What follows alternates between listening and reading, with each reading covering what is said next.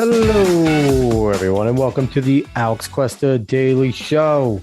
I hope everybody is doing well on this Friday, March 11th, 2022. Before we get into anything fun, like, share, follow, subscribe, rate 5 stars on Spotify and iTunes. Spread this word of mouth. Let people know you enjoy the show and what goes on here on a daily basis. And also on socials, go search the Alex Cuesta Show. You'll find it anywhere on any social for the most part. And if I'm not somewhere, let me know and I can get there. So we're going to round out the week with the Biden COVID tracker. Let's jump right into it. As of yesterday, the cases were at 79,332,220. And that was a two-day average of 30,377. Deaths were at 963,307, two-day average, 1,865. So the numbers were looking pretty good yesterday, and things seemed like they were trending pretty well there. I made a mistake yesterday in speaking. I said that Biden's close to getting to 10,000 or something, or something like that. He's close to getting to 1 million deaths soon, not 10,000. 1 million deaths, and he'll be responsible for 600,000. So I just want to make sure I made that clear, that he's close to being responsible for 600,000 deaths and reaching the 1 million death total. And it's kind of news like today that doesn't seem to be great. Today's numbers weren't as good as they have been. We have cases at 79,409,602. That's an increase in 77,382. In deaths, we have 964,525. That's an increase in 1,218. Now, as I've said before, deaths certainly follow on a lagging basis. So even if the numbers continue to go up in cases, we'll see a lag in the deaths and it'll look better. And then it'll go and follow, because it kind of follows about a week or two behind. So a little concerning, 77,000 in one day. Coming up, but surges happen, little pop-ups happen, and that's with all diseases. That's not just COVID. You get, that's why sometimes you'll say, it's a bad flu season. And I know flu's tired because we keep on comparing it to the flu, and it is very comparable to the flu, whether people want to tell you like, it's molecular structure is different. Of course it's fucking different. They're not the same disease, but they have similarities in terms of how they, how they affect people, I guess. There's been a lot of similarities. So yes, we will see spikes. We will see surges for the rest possibly of our existence with COVID-19. Again, how am I going to put this? The fact that Joe Biden and his administration just are saying that we're going to have to deal with this isn't the problem, because a lot of people on the right have been saying that for a long time. What's the problem with Joe Biden saying it is, he came in here with his big bad plan and he was going to eradicate it because Donald Trump wasn't able to, because he's a failure and nothing he does is good. And then after we're going to eradicate, gets switched around and new normal, just going to have to live with it. You don't get to play at both sides, Biden, because he won't admit that he failed. I think that's the worst part. If he just flat out admits like, hey, my plan did not work, we're switching to plan B. I'm sorry for misleading the world and winning an election off of misleading everybody, but it didn't work. So again, we're holding him accountable. That's what we're doing. We are holding Joe Biden accountable for the debts that he has on his ledger, for the cases that he has on his ledger, because the mainstream media is not doing it. And I hate the word mainstream. The media, the corporate media, the leftist media, I think is a good way to put it. The leftist media, they're not doing it. So somebody has to. So this little podcast right here will do it. And again, I will do it until it reaches the endemic level. And the unfortunate part about the bump in cases here, and we'll see if it continues. The unfortunate part about the bump in cases, yes, it's unfortunate that more people are getting COVID, but it's also unfortunate because you're going to have the Joe Biden administration and their regime look at it and go, see, we have to keep our emergency powers. Look at that spike. Look, it's surging. We need to be able to control the people and shut down the country if we need to on a whim. We have to do it. So, and one other quick aside, people take issue with me calling Joe Biden's grouping that he's assembled to run the country a regime. one of the main reasons why I call it a regime, and Obama had a regime too, whenever you put czars places, and essentially what czars do is they have control of certain things. Whatever they're assigned to do, they have control. They essentially do the president's bidding, and they have a lot of power. They're an extension of the president. If anyone watched Game of Thrones, like the Hand of the King was essentially the king wherever he went. They were where the president is the most important diplomat and the commander in chief. His czars are right there. They are a step down in terms of their field of expertise that they were assigned to. They're not elected. But their words carry so much weight in their field, because what Joe Biden has essentially said when he does these czars, and Obama did as well when they do these czars, is they are speaking for me. They are me. They don't have to come back to me in order to get approval to say things. Obviously, they're going to communicate. Well, most of the time they're going to communicate. I don't know if anybody communicates with Joe Biden, but they are going to communicate in some way about what the direction is. It's probably the rest of the regime talking and giving them talking points, just like they tell Joe to go say whatever. But they're absolutely going to, they're speaking with the authority of the president essentially in their field.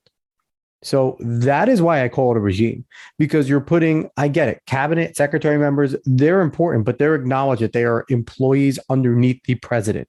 They still don't have the power of the president. A secretary has a lot of power, but they do not have the power of the president. Where the difference is, a czar speaks with the voice of the president. So at least that's my understanding of it, because if not, then what's the point of having a czar? Unless they're just trying to work around the secretary system because it's not assigned and they just want to do it, which in that case still is fucked up that they're just inventing these positions.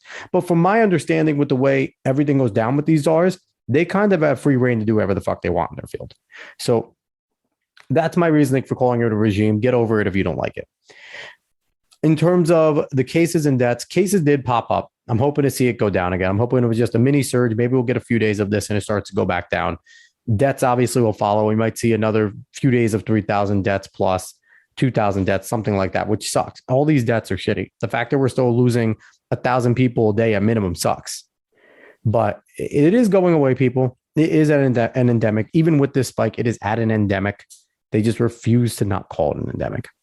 So let's get to the article of the day. This one is coming to us from Yahoo Finance, and it was written by Alexandra Semenova. By the way, Alexandra, you have a great fucking name. Alex Power to all of us.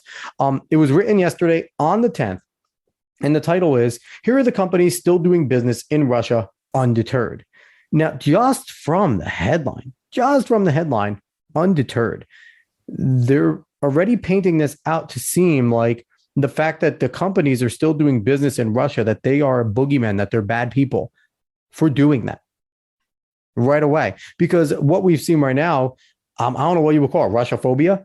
The world has Russia phobia. Anything Russian, anything that has to do with Russia is persona non grata. They're supposed to be punished. You're not allowed to. Russia's a dirty word, which is interesting because I remember the leftist not too long ago saying 1980s wants their policy back in terms of all the Red Scare. Yes, Russia invaded Ukraine. They are wrong for doing and attacking a sovereign nation. But why is everything Russian all of a sudden bad? It's not like hurting the Russian people is going to truly affect Vladimir Putin. And that's all that's going on right now.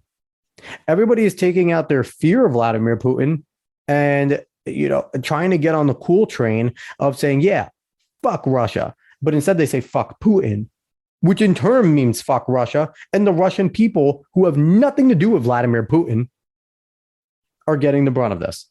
So let's keep going. Let's get going on this article because it's interesting and there's a big takeaway from it. And honestly, it's one of the most important articles written in a little while that I've read because of the implications of it.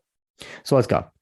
A corporate exodus from Russia in response to its military invasion of Ukraine has seen more than 300 U.S. and multinational companies sever business ties with the country, and the list is growing by the minute. But even as many flee, a number of big-name firms have remained mum. So let's break that down real quick. They talk about 300 US and multinational companies. And that, in a normal sense, if you aren't looking for certain things, that seems benign. You're going to monitor all the companies that have left because that's what's cool.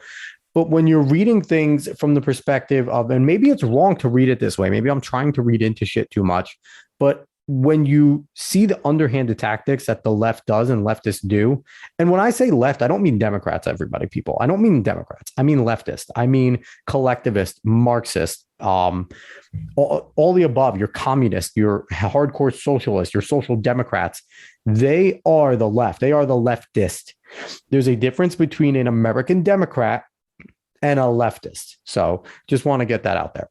But when they're speaking US and multinational, they're coupling them because these people speak on a global scale. They don't speak in just United States.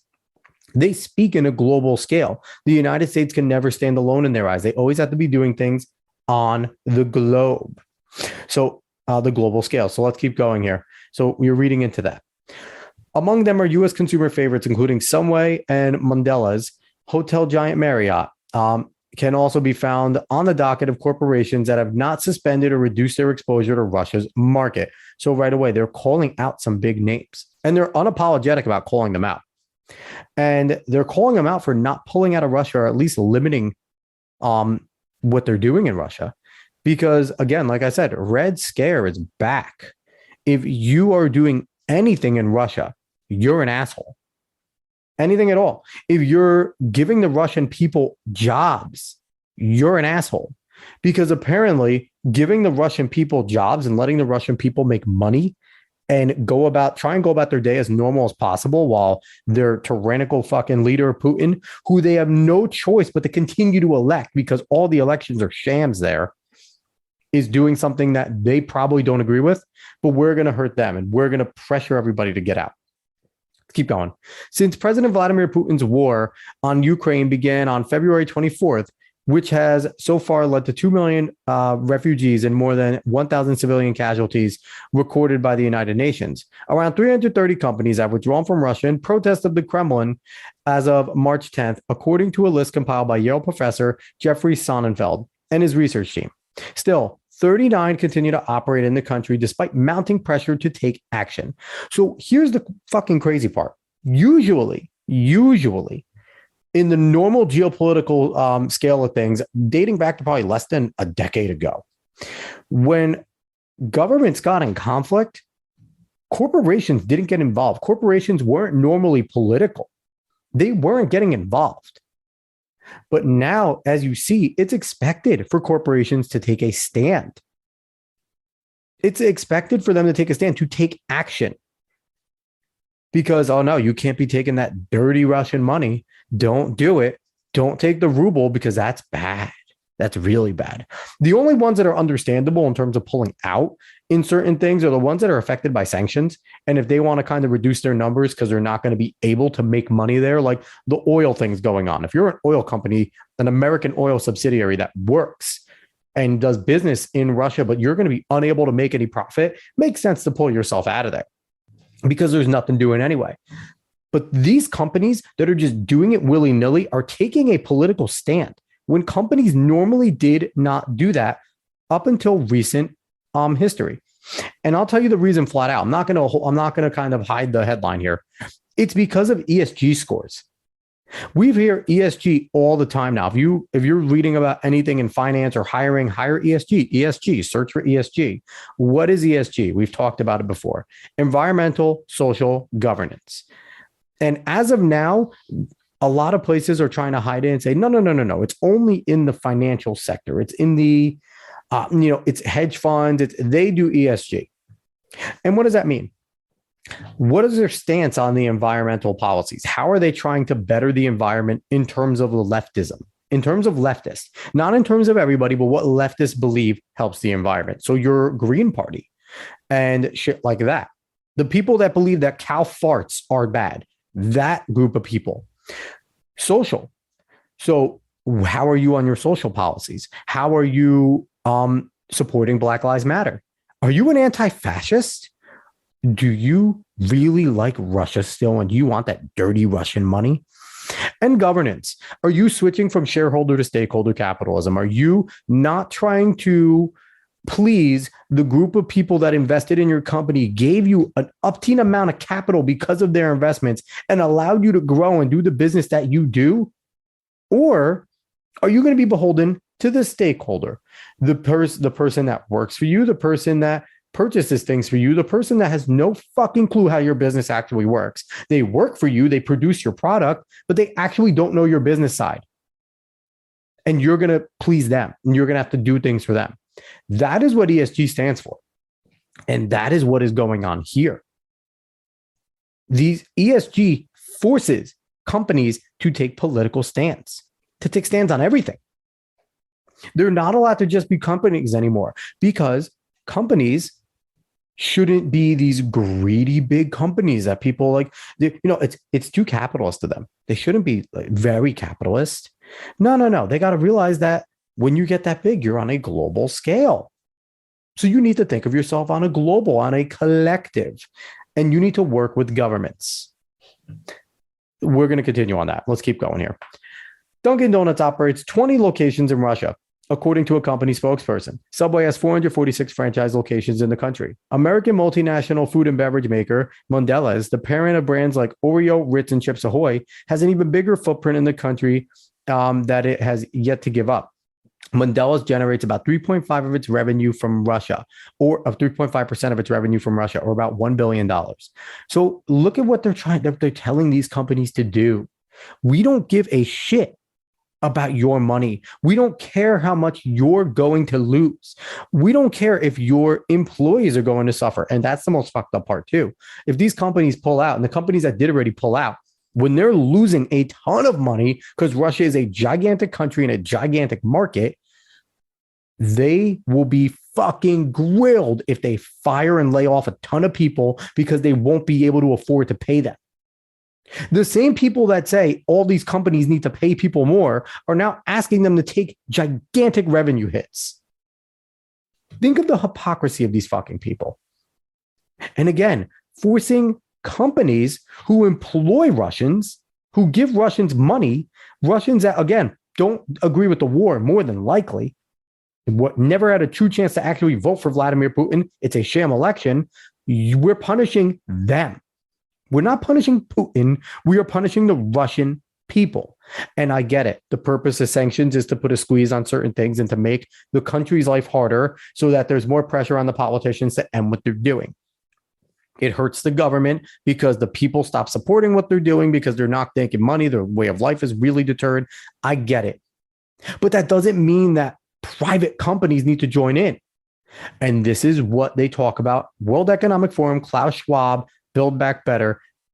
This is what they mean when they say public-private partnerships. The private companies are forced to do things by the public sector because the public sector's actions. And if they want to continue to get revenue, if they want to continue to be big players in the game, they need to make sure their ESG scores are good. Where does this fall under? Social.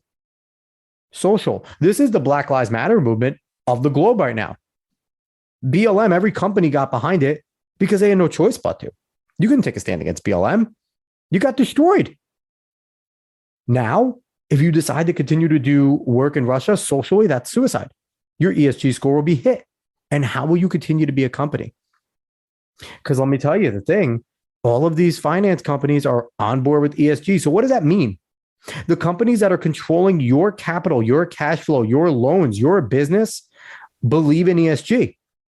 So if you're one of these major companies and you're not playing nice and your ESG score goes down, next time you need that loan, maybe we might not be able to give it to you. You don't have a good ESG score. Or that loan that you're continuing to pay, oh, you can't pay it all right now, or paying it all right now puts you under. Sorry, we're going to have to do that. You have a bad ESG score. You're a bad business. This isn't a myth. This isn't conspiracy. This is what's going on. And they make it seem like it's only in the financial sector, that ESG is only there. But when anything in the financial sector goes and they believe in it, it trickles down because they're the ones that determine how the capital flows in the country and around the world. Let's keep going. Meanwhile, Marriott International racks in 4.3% of its revenue, or about $440 million from Russian operations per Sonnenfeld's data. Again, $440 million is a huge chunk of money for a company. The list remains fluid, but U.S. publicly traded companies that have failed to cease business in Russia include cosmetics company Coty Incorporated, pharmaceutical company AbbVie, and cloud computing company Citrix. Now, let's talk about this here. They just put on blast publicly traded companies. Why did they do that? And they put and I get it, it's Yahoo Finance, so they're going to talk about that. But why was this article written? This article was written also to tank their stocks. So now investors who believe in this type of shit, who believe in ESG, would go, oh, you know what? Tank them. Fuck them. They're supporting Putin and Putin's war. Get them out of here. The S goes down on all of them. Social goes down. Tick, tick, tick, tick, tick, tick. And now they're becoming persona non grata. Pressure is going on, and they're being told from the top, you are going to be destroyed if you don't capitulate. And this next paragraph here tells all the story. After mounting pressure, Burger King, which has more than 800 franchise locations across Russia, according to Sonnenfeld's research, became the latest fast food restaurateur to halt all corporate support to the Russian market in response to the war. Its parent company, Restaurant Brands International, said Thursday. Again, 800 businesses closed down. That is going to affect Burger King greatly, who has already had to restructure themselves a ton of times because they lose terribly to McDonald's all the time. You don't think this is going to put Burger King under? We could be saying goodbye to Burger King forever. If you're not a Burger King fan, you don't care. I happen to like their chicken fries. This pisses me the fuck off. And again, who does this hurt? This hurts the common Russian more than anything. Because newsflash to everybody that's cheering this on, the Chinese companies aren't fucking pulling out. The Indian companies aren't pulling out. Any Korean companies, any companies from Vietnam, any companies from the Middle East aren't pulling out. Instead, they're pulling in. They're going to flood the fucking market. These Russian people are going to sit there, and all we're doing is making the Russians and the Russian people resent the West and be like, you know what? As China, India, all these other countries come in to give them jobs again, to put them back to work, to give them food again. They're going to sit there and say, fuck the West. That's all this is doing. There's no reason why private corporations should be taking this stand. Let's keep going. The company joins other fast food peers that have arrived late to the party, but heated to criticism, including McDonald's Corporation, Starbucks, Coca-Cola, and PepsiCo. Quote, we serve millions of Russian customers each day who count on McDonald's. McDonald's CEO Chris Kemsizitsky, I don't know how to say your last name, sorry, said in a statement Tuesday, at the same time, our values mean we cannot ignore the needless human suffering unfolding in Ukraine. Yes, I love that coming from McDonald's. A fast food chain cannot ignore needless human suffering when they actually serve sludge to people. The hypocrisy of McDonald's giving a fuck about people's lives when they serve fast food, which is not healthy. Great for calories if you're a bodybuilder and you like lifting. Quick calories, eat some McDonald's, you'll get it. But outside of that, it is shit food. It's not good for you. But they care about human life so much.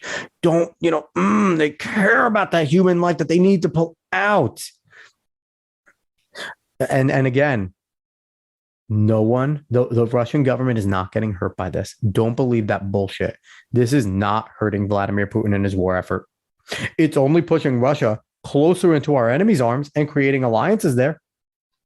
Yeah, that's all that's doing there. Great job geopolitically, West, especially you, Joe Robinette Biden. You're a fucking leader of men. Let's keep going. According to new MKM Partners research note, McDonald's suspending operations in Russia will cost the company $50 million a month. $50 million a month. I don't know how many companies can handle that. I really don't.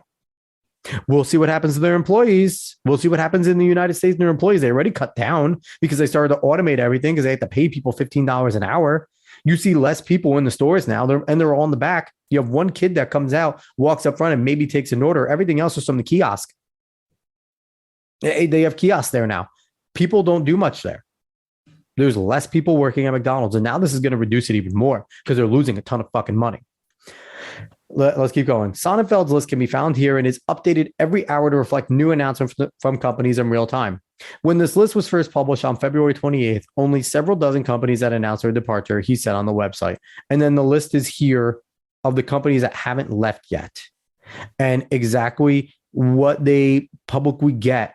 How many locations are there? How much they make? What would they lose is all there. So let me tell you this. That's the end of the article right there. Where's this guy's name? What was his name? That compiled the list. Why did I lose it? I'm trying to get his full name because the guy's an asshole. Honestly, the guy is a fascist. He's doxing companies because of his fucking belief. Sonnenfeld something. He's a professor. Because of his belief in the war being so bad. Yale professor Jeffrey Sonnenfeld. So it's not surprising he's from Yale. He's a Ivy League douchebag. But he's doxing companies and what they make and what their arm is in Russia to try and scare people and to put the pressure on them to get out, to hurt their business, to hurt their capital in order to please the ESG overlords. And this comes back to the World Economic Forum, people. ESG is a World Economic Forum original, just like Build Back Better was. The insane amount of power, the man Klaus Schwab, and if you don't know his name, go look him the fuck up and you better learn it. Because that man has an unbelievable amount of power in this world right now. Anything he says begins to happen. I mentioned designer babies. I know that's been a sci-fi thing forever, but it was Klaus Schwab that said it's coming. He said that back in 2016, 2018, it happened.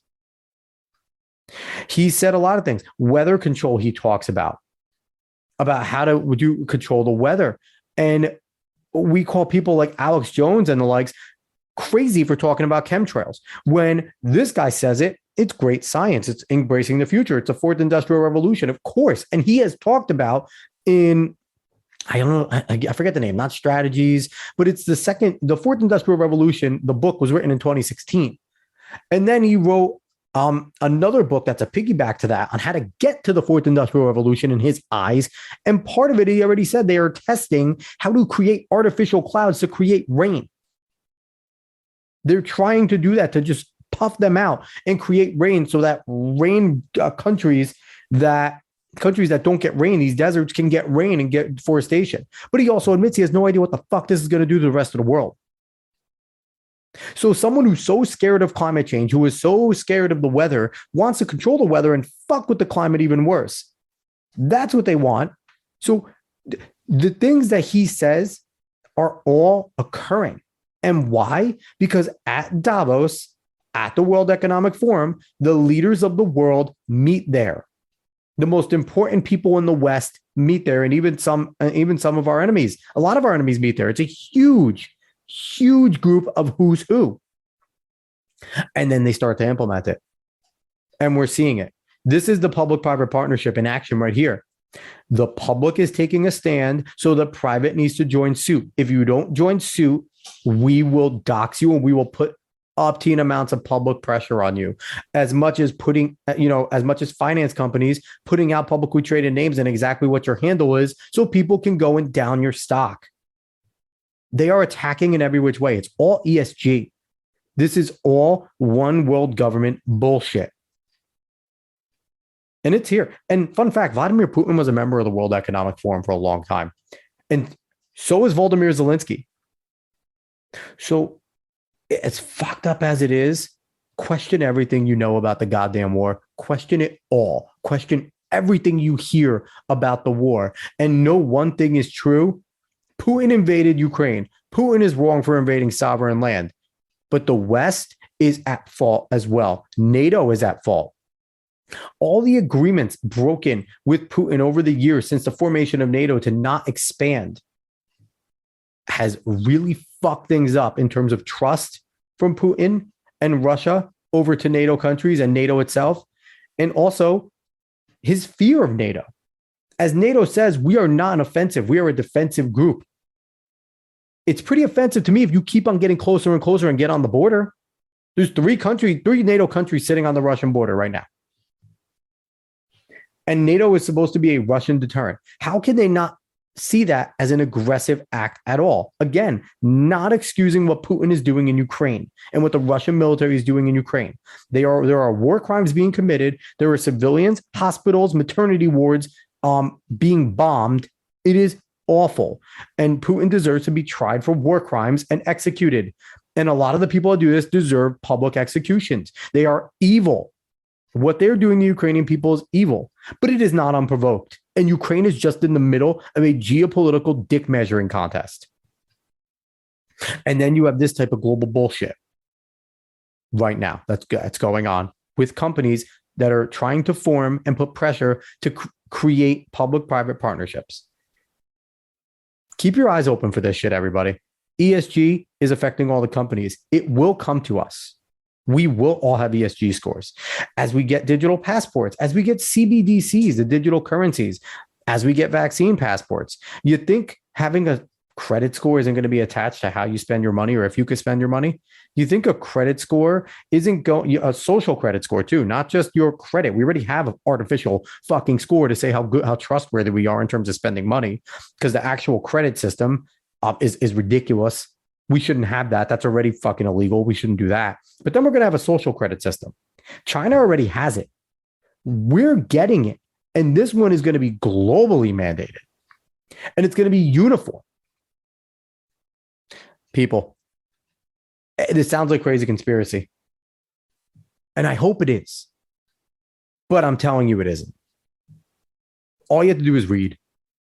All I got to do is read. Go read Klaus Schwab's words. Go listen to his interviews. Go watch some of their videos. Look at some of their goals. They all make it present as benign.